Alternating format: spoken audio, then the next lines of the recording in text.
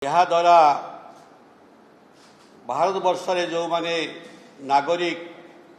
ନାଗରିକତ୍ୱ ପାଉନଥିଲେ, ଯେଉଁମାନେ ଆମ ପଡ଼ୋଶୀ ରାଜ୍ୟ ପାକିସ୍ତାନ, ଆଫଗାନିସ୍ତାନ, ବାଂଲାଦେଶରେ ଯେଉଁମାନେ ମୂଳ ବାସିନ୍ଦା ଭାରତର ସେମାନେ ରହିଥିଲେ, ସେମାନେ ଦୀର୍ଘ ବର୍ଷ ହେଲା ଏ ନାଗରିକତ୍ୱ ପ୍ରମାଣପତ୍ର ନ ପାଇବାରୁ ସେମାନେ ବହୁ ସମସ୍ୟାର ସମ୍ମୁଖୀନ ହେଉଥିଲେ। ବିଶେଷ କରି ହିନ୍ଦୁ, ଖ୍ରୀଷ୍ଟିଆନ, ବୌଦ୍ଧ, ଜୈନ, ଶିଖ ଏମାନେ ବର୍ତ୍ତମାନ ନାଗରିକତ୍ୱ ପାଇବେ। ଏହାଦ୍ୱାରା ବହୁ ସଂଖ୍ୟକ ଜନସାଧାରଣ ସେମାନେ ନିଜକୁ ସୁରକ୍ଷିତ ମନେ କରିବେ ଏବଂ ଭାରତ ମାତାଙ୍କର ସନ୍ତାନ ବୋଲି ନିଜକୁ ଗର୍ବ କରିବେ। ଏହା 2014 ମସିହା ପୂର୍ବରେ ଯେଉଁମାନେ ଆସିଛନ୍ତି ଭାରତରେ ସେମାନେ ଏହାକୁ ପାଇବେ ଏବଂ ବିଶେଷ କରି ଯେଉଁମାନେ ଧାର୍ମିକ ପୀଡ଼ନ, ସମ୍ମାନ, ଜୀବନ ପ୍ରତି ବିପଦ ଥିଲା, ସେମାନେ ଏହି ତିନୋଟି ରାଷ୍ଟ୍ର ଛାଡ଼ିକି ଭାରତରେ ଶରଣ ନେଇଥିଲେ।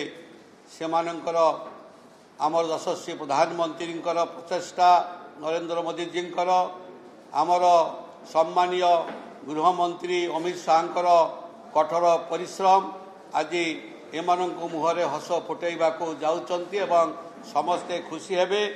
ସେଥିପାଇଁ ଆପଣମାନେ ଏଇ ଯେଉଁ ଆଜି ପ୍ରେସ୍ କନଫରେନ୍ସର ଉଦ୍ଦେଶ୍ୟ ହେଲା ଯେ ଗତକାଲି ଠାରୁ ଯେଉଁ ସିଏ ଲାଗୁ ହେଲା, ସେଥିପାଇଁ ଏ ପ୍ରେସ୍ର ଉଦ୍ଦେଶ୍ୟ। କିଛି ଲୋକ ଏହାକୁ ଅପପ୍ରଚାର କରୁଛନ୍ତି ଯେ ମୁସଲିମମାନଙ୍କ ପ୍ରତି ବିପଦ, କୌଣସି ବିପଦ ନାହିଁ, କାହା ପ୍ରତି ବିପଦ ନାହିଁ, ଏହା ସମସ୍ତଙ୍କ ପାଇଁ ସୁବିଧା ଏବଂ ଏହା ଅପପ୍ରଚାର ସେମାନେ ବନ୍ଦ କରିବା ଉଚିତ। ତେଣୁକରି ଆଜିର ପ୍ରେସ୍ କନଫରେନ୍ସ ହେଉଛି ସେ ଉଦ୍ଦେଶ୍ୟରେ। ସମସ୍ତଙ୍କ ଧନ୍ୟବାଦ।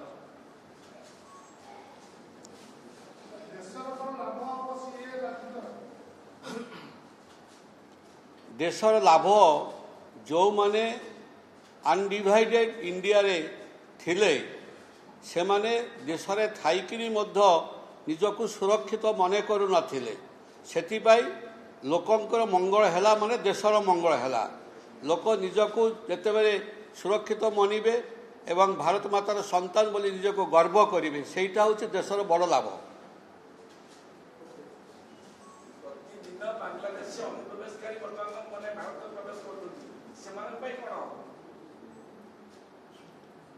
ଦେଖନ୍ତୁ, ବର୍ତ୍ତମାନ ଭାରତ ସରକାର ସବୁ ପ୍ରକାର ପଦକ୍ଷେପ ନେଇଛନ୍ତି ଏବଂ ଅନୁପ୍ରବେଶକାରୀ ସମ୍ପୂର୍ଣ୍ଣ ବନ୍ଦ ଅଛି।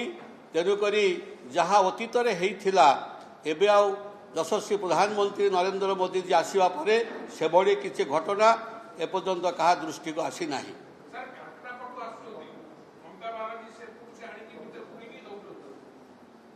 ସେ ବିଷୟ ମଧ୍ୟ ଭାରତ ସରକାରଙ୍କ ନଜରରେ ଅଛି ଏବଂ ଯେହେତୁ ଷ୍ଟେଟ୍ ସବଜେକ୍ଟ ସେଟା ରହିଲା, ତାକୁ ମଧ୍ୟ ସରକାର ବିଚାର କରୁଛନ୍ତି। ସମ୍ପୂର୍ଣ୍ଣ ଭାବରେ ଇନଫିଲ୍ଟ୍ରେସନ୍ କେମିତି ବନ୍ଦ ହୋଇପାରିବ, ତା ପାଇଁ କେନ୍ଦ୍ର ସରକାର ପଦକ୍ଷେପ ନିଶ୍ଚିତ ଭାବରେ ନେବେ।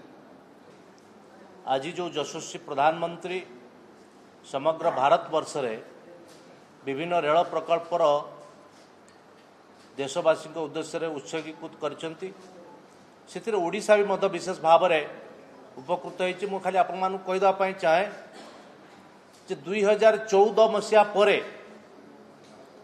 ଯଶସ୍ୱୀ ପ୍ରଧାନମନ୍ତ୍ରୀ ନରେନ୍ଦ୍ର ମୋଦିଙ୍କ ନେତୃତ୍ୱରେ ଏନ୍ଡିଏ ସରକାରରେ ଓଡ଼ିଶାରେ ରେଳ ଯୋଗାଯୋଗ, ରେଳ ସେବା ପ୍ରତି ଅଧିକ ଗୁରୁତ୍ୱ ଦିଆଯାଇଛି। ବାରମ୍ବାର ସବୁବେଳେ ये पूर्व भारत जो ओडिशार विकास क्षेत्र में और रेल जोगाजोग क्षेत्र में 2014 अवस्था कौन पूर्व कौन अवस्था थिला, 2014 पर यशस्वी प्रधानमंत्री नेतृत्व एवं ये मान्यवर केंद्र मंत्री रेल मंत्री अश्विनी वैष्णव, माननीय केंद्र मंत्री धर्मेंद्र प्रधान उद्यम ओडिशार रेल विकास अग्रगति घटी। आज तृतीय वंदे भारत ट्रेन जो 10टी ट्रेन समग्र भारत वर्ष से गोटे ट्रेन जोटा कि आज पुरी रु भाईजाग ये सीधा सड़क भाव में महाप्रभु जगन्नाथ क्षेत्र पुरी को दक्षिण भारत भाईजाग सहित जोगाजोग करिबो। एथिरे पर्यटन विकास क्षेत्र में अनेक अग्रगति हम और पर्यटक मान ओडिशा को आसबे। पुरी कोणार्क चिलिका या संजोग करुछि जहाँकि दक्षिण ओडिशार लोक मानकर दाबी थिला। से भली भाव में 41टी सर्वभारतीय स्तर 41टी वन स्टेशन वन प्रोडक्ट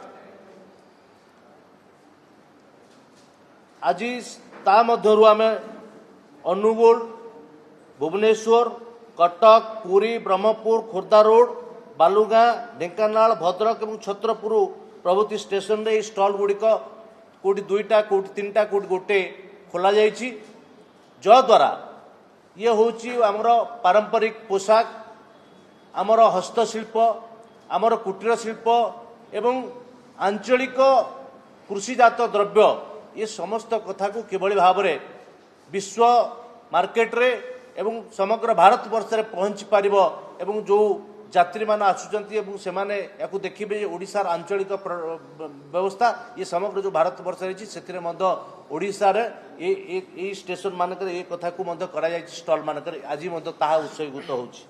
प्रधानमंत्री जो 9टी नूतन लाइन प्रकल्प उत्सर्ग करिवे से विशेष करके ओडिशा उपकृत हब। ये ओडिशा रे आपण भद्रक निर्गुंडी तृतीय लाइन प्रकल्प अंतर्गत ये 234 कोटीर ये हरिदासपुर बैरी रेल सेक्शन हम। कोरापुट रायगड़ा रेल लाइन दोहरीकरण प्रकल्प अंतर्गत 131 कोटी टंकार दामनजोड़ी बाईगुड़ा ये 14.6 kilometre rail section. Vizianagaram Titlagarh तृतीय लाइन प्रकल्प अंतर्गत 167 कोटी सिंगापुर रोड रायगड़ा ये रेल सेक्शन। कोटा भालसा कोरापुट दोहरीकरण रेल लाइन से सिमिलगुड़ा एवं गोरापुर रेल सेक्शन। कोटा भालसा कोरापुट दोहरीकरण कोटा बोड़ाबरा रेल सेक्शन एवं बिलासपुर झारसुगुड़ा ये 550 कोटी झारसुगुड़ा जो 53 kilometre rail section. Bandamunda Ranchi Sundargarh जिलार राउरकेला पाखर बंडामुंडा बंडामुंडा को रांची और रांची पुणी बंडामुंडा ये भी दोहरीकरण रास्ता आदि संपृक्त एवं नारायणगढ़ भद्रक चतुर्थ लाइन रेल प्रकल्प ये 36-37 कोटी टंकार रानीताल चतुर्थ लाइन रेल सेक्शन ये सबुगुड़ा ये 9टी रेल लाइन जो दोहरीकरण ये कथा आज जो यशस्वी प्रधानमंत्री उत्सर्ग कर ओडिशार रेल क्षेत्र में अनेक अग्रगति आनीदेव। ये मालबाही क्षेत्र में और यात्रीबाही क्षेत्र में तेणु मानवर रेल मंत्री अश्विनी वैष्णव बारंबार ओडिशा को आसिक आमर कटक भुवनेश्वर पुरी जो विश्वस्तरीय स्टेशन होची ता सहित ये समस्त रेल प्रकल्प एठी आमर खोर्धा डिविजन आसुची चक्रधरपुर डिविजन आसुची एवं खड़गपुर डिविजन जोटा माने साउथ ईस्टर्न खड़गपुर डिविजन आसुची 3टा डिविजन को लेकर जो ओडिशार रेलपथर ये सब गुड़ी को तर्जमा कर निश्चित भाव में ये एते गुड़े कार्यक्रम आउरी अनेक कार्यक्रम ता भीतर अच्छी।